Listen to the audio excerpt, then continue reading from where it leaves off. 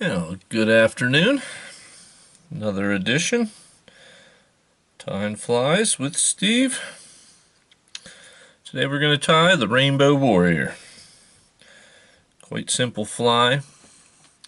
I have in the vise a size 14 heavy scud hook with a 7/64 rainbow colored brass bead. There's the color variation when I rotate that around. We're going to use some pink thread. We're going to use some large holographic tinsel and a little bit of pink UV dubbing. And we're going to start off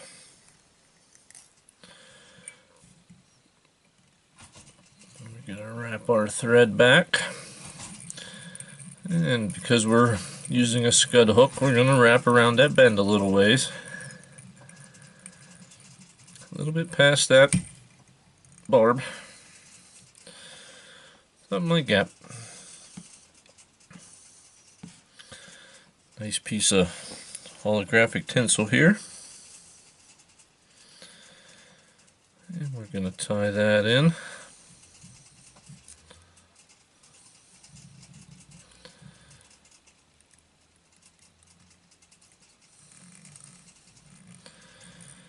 Nice tight wraps up through.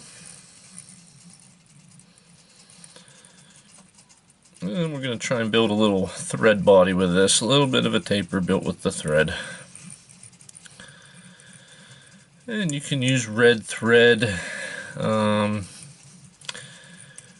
You could use an orange. Any in the red spectrum. I like pink. I actually had pink on the bobbin, so I wasn't going to change it. Get a little bit of a thread body build up like that. And bring it back to the front. And we're going to put, because this is tinsel and it's somewhat delicate, we're going to put a little dab of head cement, which if you've seen my other videos, you know I use Sally Hansen's Hard as Nails. And we're going to wrap this up the body,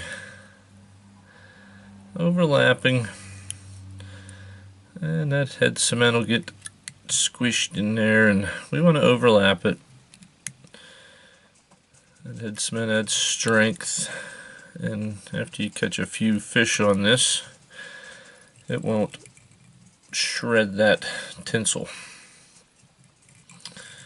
And we'll get a couple wraps to lock it down. This is a very, very simple tie to fly, or fly to tie. And we'll get our little pinch of pink UV. I like the UV dubbings. This is a synthetic ice dub.